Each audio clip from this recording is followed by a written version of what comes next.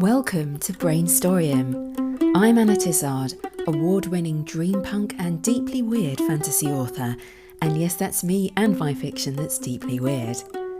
Explore and imagine with me the most unexpected story ideas using the surrealist word game of Exquisite Corpse. Find out more and join in at annatizard.com. This is a storytelling challenge unlike anything you've tried before.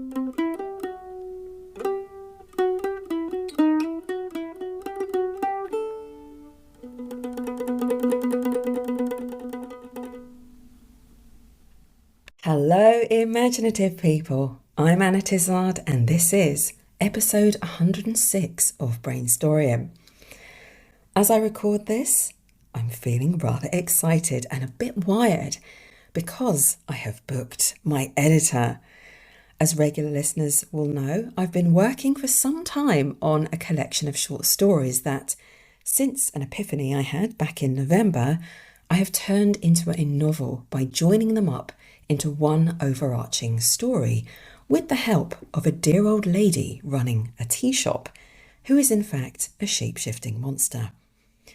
That's my protagonist, by the way, who tells each story, not a description of my editor. Yes, I have booked the wonderful Heather, who is completely human, for early June. I've left it at that slightly vague deadline, but it is still a deadline, and ever since booking it, I've become obsessed with the calendar and with lining up all the other many things that go into preparation for publishing a book.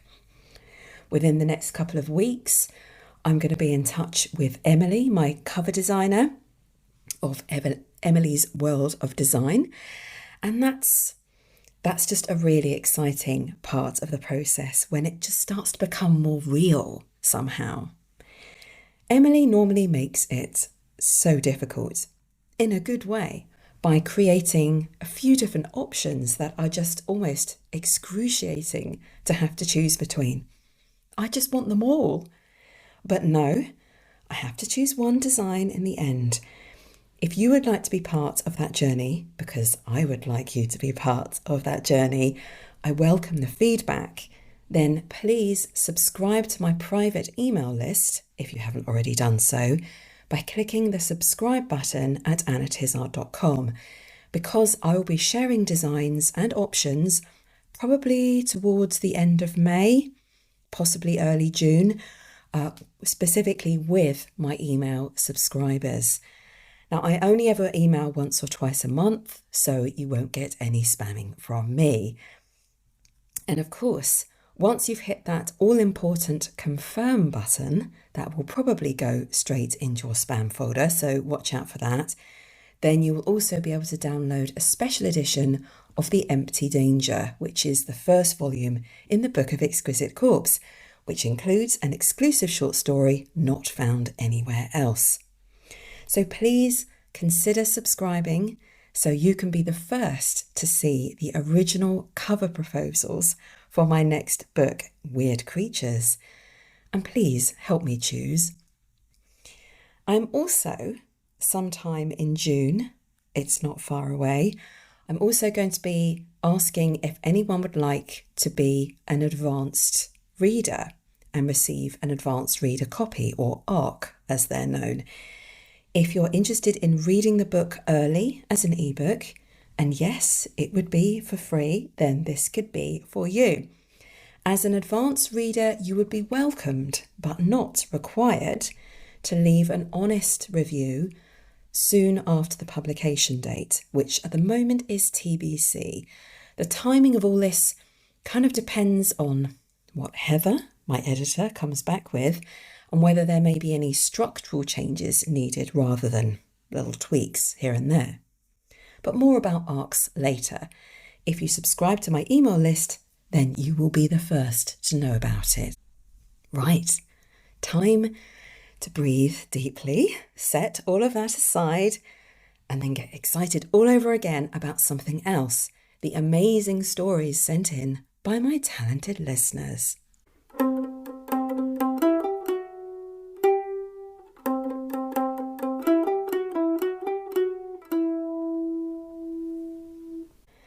One of the prompts that I explored in depth in the last show was about 3 children in an orphanage waking up in the middle of the night and wandering down corridors they'd never seen before, opening doors that shouldn't be there, and finding a room full of toys with a challenge to pick the right one, and so be privy to the orphanage's secrets.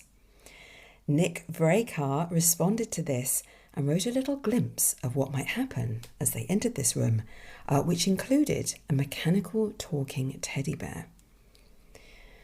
Robin approached first, collecting the ornate box. Elsa took the old doll. Wendy scooped up the numbered teeth. The bear smiled, its eyes predatory in the lantern's light. "Oh, what fun we'll have!" The bear slowly collapsed onto its side, limp. Its smile turned into a snarl. It's only short, but it's scary, people. And what about this kid who takes the numbered teeth? I feel like she might have the best chance against this evil teddy bear. Thank you, Nick. You can find Nick's speculative fiction and articles at nvrakar.wordpress.com. Paul Monteith wrote, and I'll tell you the Exquisite Corpse after I read this out, okay? Carrot circled the ornamental galleon. She was certain that the ship's mast had been underwater, but now it was a fishtail above the surface. She dipped and nervously nibbled at the rainbow gravel below. "I thirst," said a hoarse, dry voice behind her bowl.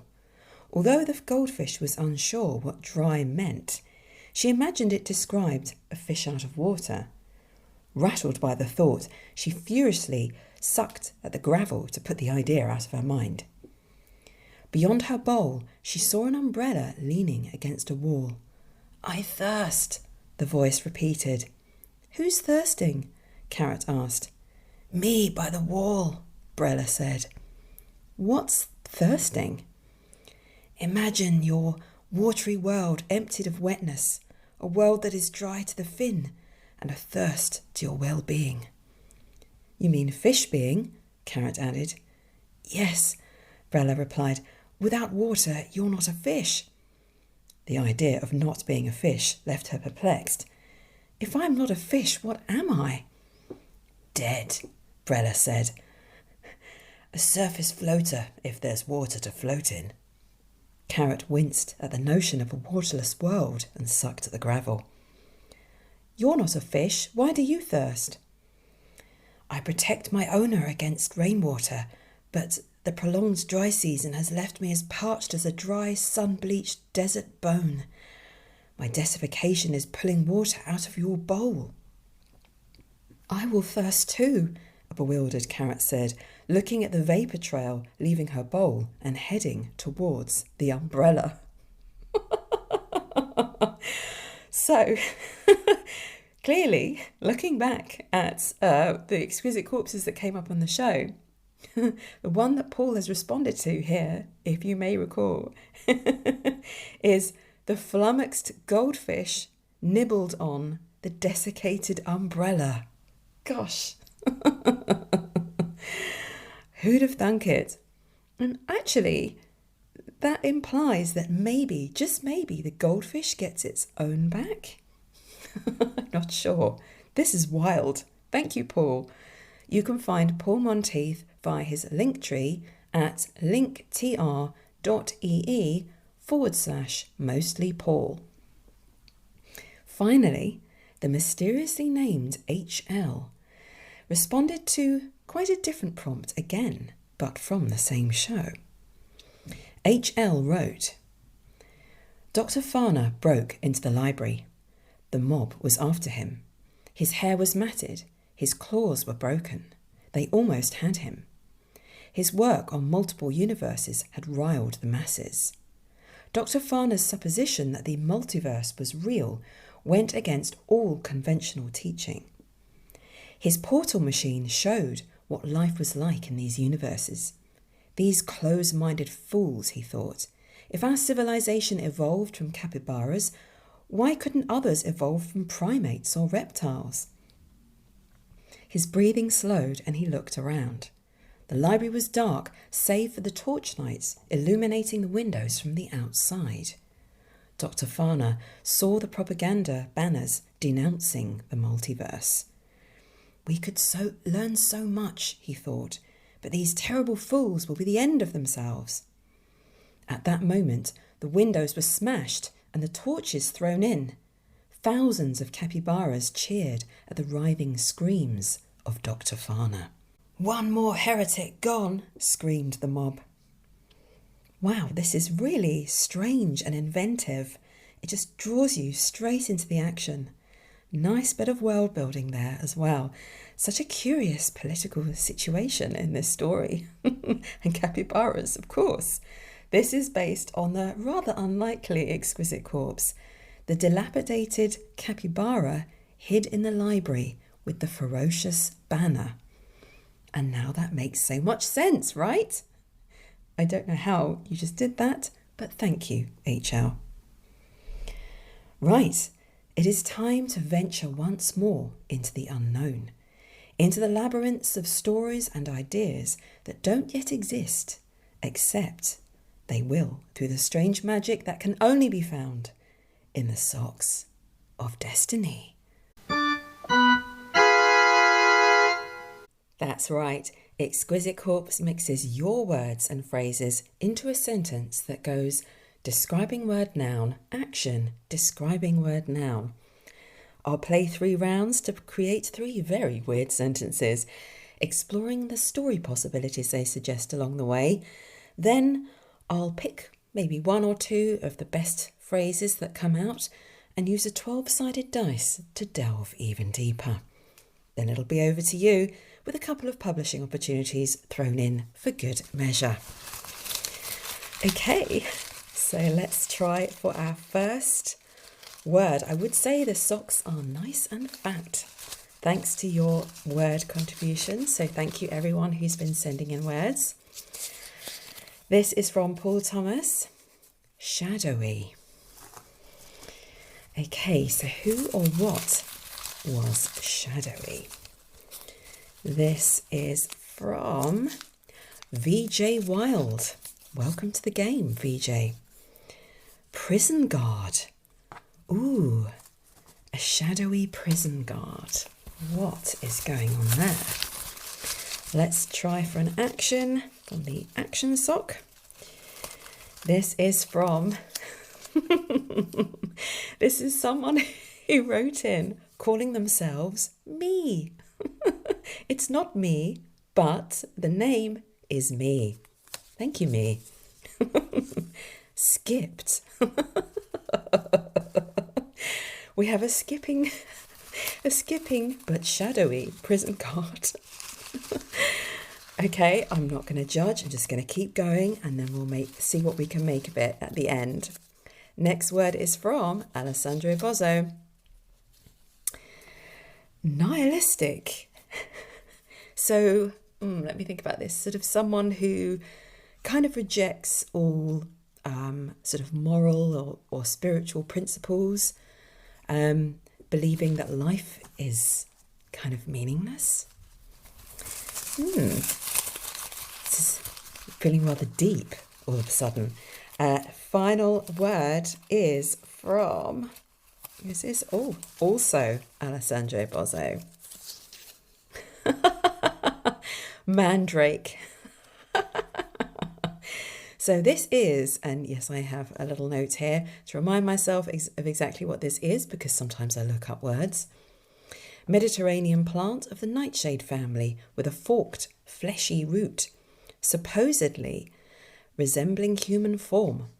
Previously used in herbal medicine and magic, and it is supposed to shriek when it is pulled from the ground. So the entire Exquisite Corpse, oh, this is a weird one. The shadowy prison guard skipped, or skipped around. The nihilistic mandrake. Well, actually with skipped, we do have a few options here, because skipped on its own can mean, say, if you skipped lunch, not recommended. or skipped a class, skipped a meeting. Or we could add skipped around, skipped with, skipped towards. But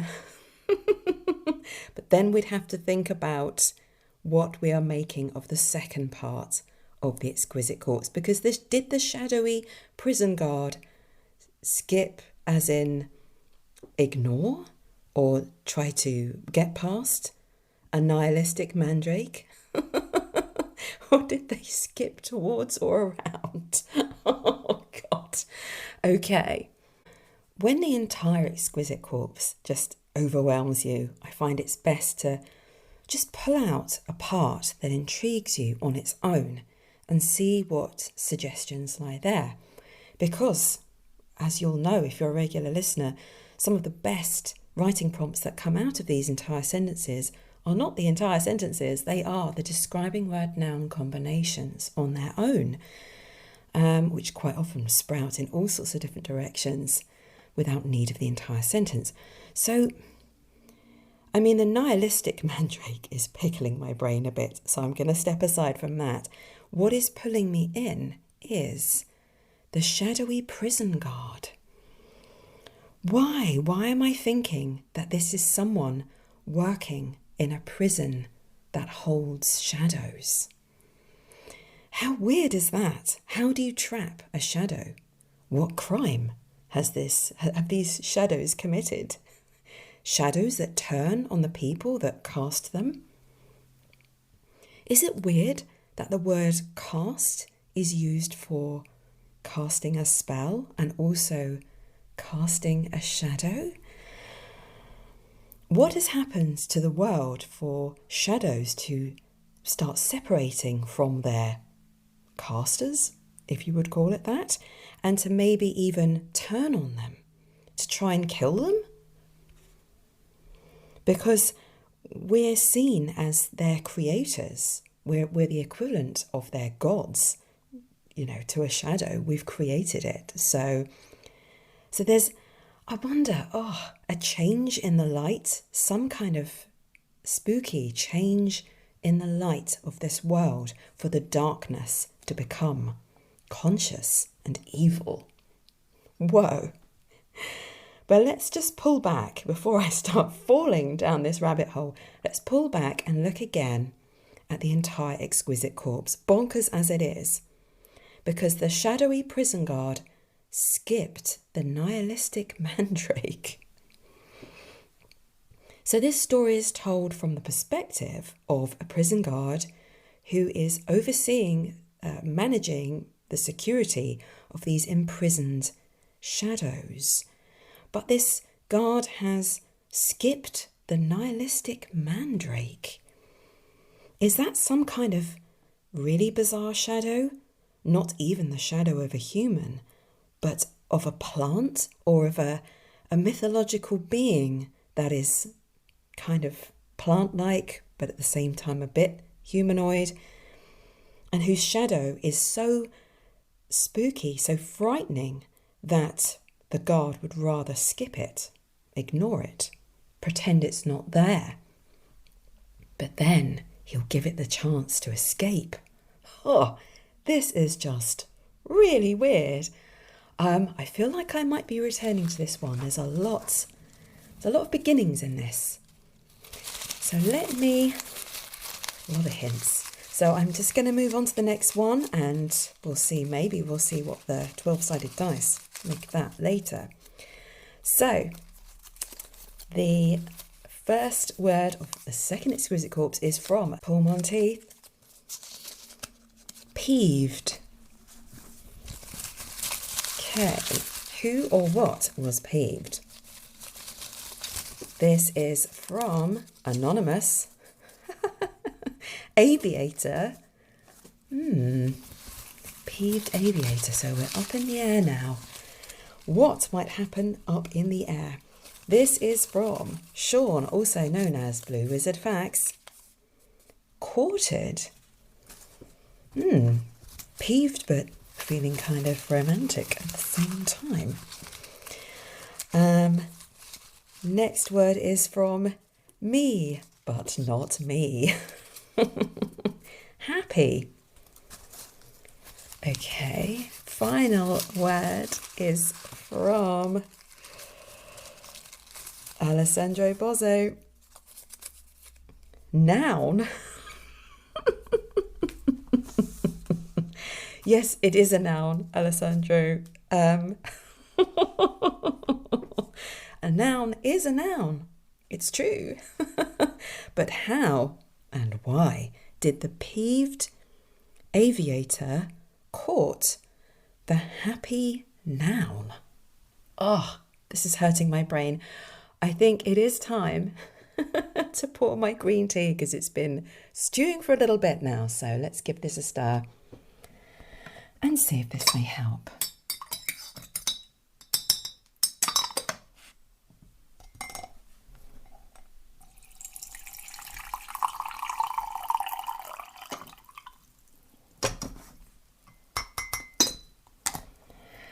Right. This time, I'm drawn to the action parts, just the sheer bizarreness of it. So let me just read it again. The peeved aviator courted the happy noun. How do you court a happy noun? Is that a way of saying that you're writing humorous fiction? Or trying to? Today, I courted a happy noun, but some sad adjectives. But this aviator who's doing the writing, if that's what's going on in here, is peeved. Is she tired from a long flight and words aren't coming to her very easily? My fantasy brain is hunting for a hint of something impossible or magical here to open it up into a story that surprises, because that's what I do. Words coming alive or something? Words left behind by the people on the flight that she's just finished. Is she squeezing in a bit of writing in the cockpit after having landed the plane? And the passengers, while they traipse out, they've left behind their gossip and their bickering and their whining and their food and drink orders floating in the air. All these words hovering around in the air afterwards. And our aviator goes looking amongst the dropped crisp packets for a happy noun. A little bit surreal? Why not? As writers, there's no harm in stretching reality. I like to frequently stretch reality. In fact, reality could do with a bit more limber, bendiness from time to time, or I think reality will become too fixed and predictable. That's my experience, and I'm sticking with that theory. So I'm just going to jump straight in to the third and final Exquisite Corpse. This is from, oh gosh, they're all trying to jump out now. This is from Sean, also known as Blue Wizard Facts. Blunt. Okay, next word is from Wendy. Gunslinger. Okay, is it the guns that are blunt ended, or is it the gunslinger? Okay, let's see. This is from, oh, there's several attached together. VJ Wild. Spent all of their money on. Next word is from Alessandro Bozzo. Bumbling. Does this sound like a dodgy date to you? And finally, from Sean, also known as Blue Wizard Facts. Stuffed tiger. So the blunt gunslinger spent all of their money on the bumbling stuffed tiger. It does kind of sound a bit like a hallucination. A gunslinger. I imagine tanned kind of humorless guy from the Wild West. Or I suppose it could be a hired killer. But spending all their money on anything, let alone a stuffed tiger, seems so unwise, so unlikely for this shrewd character that I'm picturing, that surely something has gone wrong.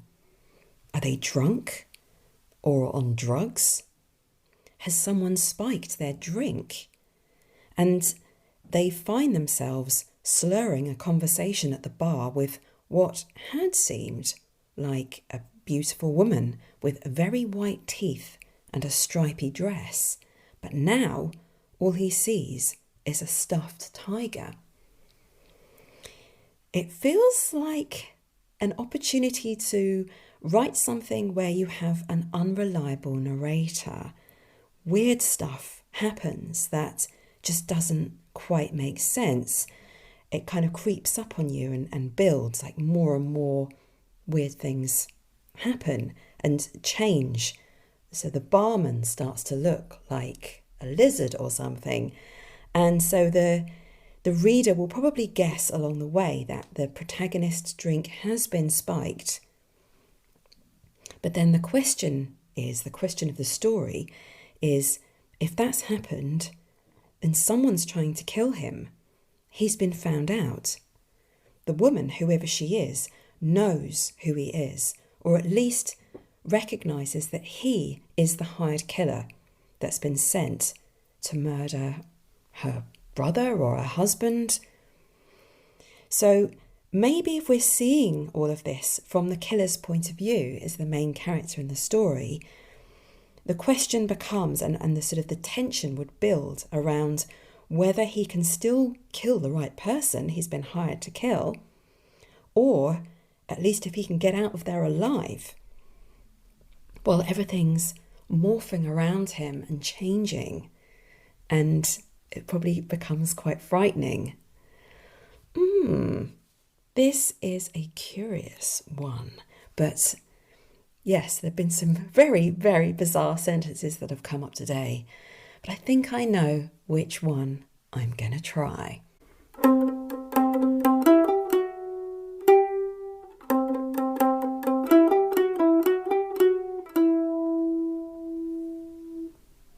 And so, looking over these, I am drawn once again to the shadowy prison guard. That is to say, the prison guard of shadows. I think that's got to be the one that I explore further. What is this story about? What is this strange world where people's shadows turn against them and end up being imprisoned? Let's roll a 12-sided dice and see where that takes things. Of course, if you'd like to see the full list of 12 categories of interpretation, then look no further than the show notes. That's so clunky sounding. I think I should call them categories of suggestion, maybe? Not perfect, but a bit less clunky. Let me grab my dice and see what happens. 10. A scar. Physical or psychological. Oh, this is starting to make some sense. What if people's shadows are separating from them because of, I suppose, internal scars that they have? Or what if people's shadows are their scars? Like bad things that have happened to them in the past, things they can't get over. But how could this happen to shadows anyway? What happened in this world, in the backdrop to this dark story, that turned ordinary shadows into something psychological and kind of more like a manifestation of inner darkness? I feel like I need to do a little bit of world building here to try and make sense of this. Now, I prefer contemporary fantasy. That's what I tend to write, and that's generally what I'm more often drawn to read. So the question I need to ask is, what has changed in our world that turns shadows into a sort of demon, a very personal demon that contains all the hurt and grief that a person has suffered, like an inner scar. If the light dies and we're left in perpetual darkness, I'm thinking there wouldn't be such things as normal shadows. You need light to create shadow. So that might be the cause of this change, but I'm finding that difficult to imagine because people aren't going to just automatically adjust to walking around in the dark. They're going to find or learn to make light somehow. Okay, so try something else. What if there's a change in the quality of light? A new kind of light bulb is introduced and becomes very popular, and no one's really sure what its origins are. Possibly it's just used in streetlights, which changes the quality of shadow that you cast when you're under those streetlights. So it only happens when you go out in the street. That's weird. And I quite like that there's a difference, a line drawn between the relative safety of your own home versus going out in the street at night. That's instinctual, right? That there's a potential danger when you're out in the street at night. So you're sort of turning something that's fairly ordinary. And so you could start the story with that, with a protagonist having that fairly ordinary concern, being worried about going out in the dark. It feels quite naturalistic, and then you introduce something more fantastical. You reveal that something different, something impossible is happening with shadows. But why? This still feels a little bit incomplete. Or maybe I just want to see what else the dice has to say. So I'm going to roll a second time, as I always do. 6. A monster or creature? Yes! These new light bulbs are inspiring something monstrous. But do they come from something monstrous or creature-like? Is there some sort of natural bioluminescence that is used in these light bulbs, kind of extracted from some of those freaky fish that you get in the absolute deeps of the ocean where people just cannot go, or cameras can go? And without realising it, the council, who have agreed to make this change to the supplier of bulbs they use in streetlights, have unknowingly set this dreadful change in motion that affects people. Whoa. Going back to the original Exquisite Corpse, I might point out there is also a nihilistic mandrake involved. Which sounds kind of monstrous to me. It makes me think of the sort of shape that your shadow begins to take as you're foolish enough to step outside after dark when the streetlights are shining with that new, slightly bluish tone to them since the bulbs were changed. The thing about a mandrake is its limbs are so tangly and ragged, intermixed with dangling roots, some thin as hairs, sprouting all over its body.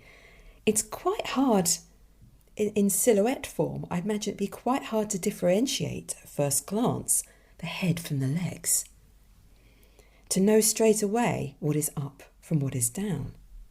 And when you stare at the pavement, you find yourself transfixed by the weird shapes dancing in the silhouette that should be your own shadow. The light from above refracts, scattering multiple streaks at different angles. Like Medusa's head full of snakes, they squirm and writhe. What is the inner scar that has led to this? That has manifested this monstrous part of you that now turns on you?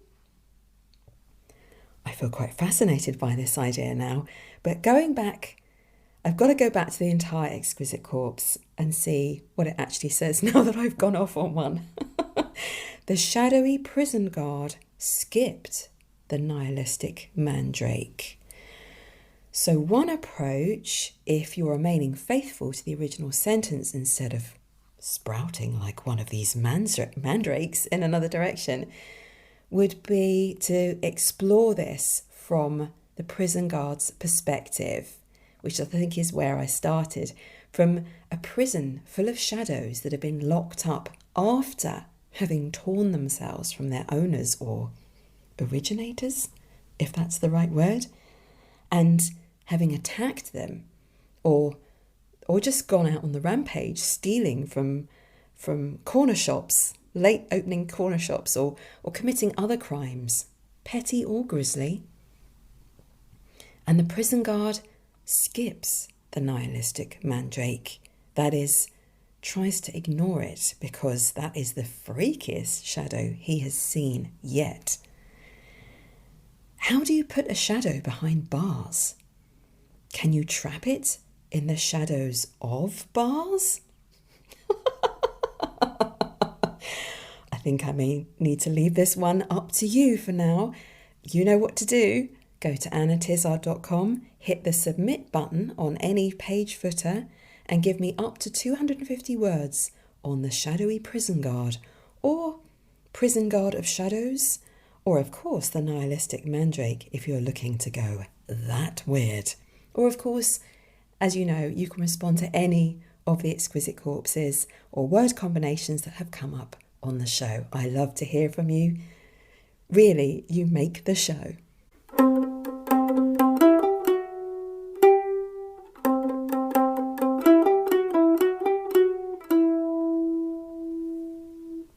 And finally, some publishing opportunities for you. Strangers in a Tangled Wilderness is an independent media publishing collective with anarchistic ideals. They are looking for fiction, comics, poetry, memoir, pop culture analysis, and more. They publish one piece a month in a small zine, which is emailed to supporters, also posted on their website, and produced as a podcast. They pay $220 for a piece that is between 2,000 and 5,000 words. Or if you're writing poetry, that is between 10 and 30 pages of poetry. Reprints are fine. They do also publish longer pieces up to 15,000 words, as well as short anthologies and chapbooks. For these, payment is negotiated. Have a browse at their publications and their full submission guidelines at tangledwilderness.org. Bourbon Pen is a free online literary magazine supported by readers through their Patreon account. This is supremely odd. Not the Patreon bit, the literary magazine. You have to see some of the imagery on their site, the covers, the cover designs. You have to see it to get a feel for it. They pay 5 cents per word and are looking for stories from 2,000 to 7,500 words long, so quite a broad range there. You can check them out at bourbonpen.com. So that's BOURBONPENN. As you may have realised, I don't really know these publications or publishers personally. I'm just reading out what I've found in the wilds of the internet. So whoever you choose to submit to, always run a check on Google for reviews and what people have said about them, and read the terms and conditions of publication to ensure they work for you. Right, I hope that's given you more than enough to chew on and to scribble out.